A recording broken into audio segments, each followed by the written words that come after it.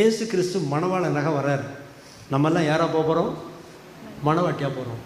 ஒரு மணவாளனுடைய வருகை மணவாட்டி விரும்பலைன்னா என்ன அர்த்தம்? மணவாளனை நேசிக்கவில்லை என்று அர்த்தம்.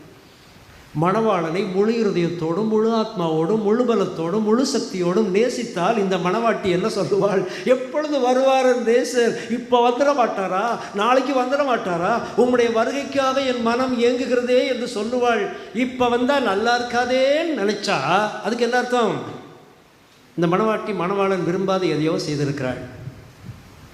அவர் வெளியூர் போனவர் 10,000 ரூபா அனுப்பி கொடுத்து இன்னாரு கொடுன்னாரு, இவர் அந்த ஆளு கொடுக்காம வேற ஒரு ஆளுக்கு கொடுத்துட்டான்.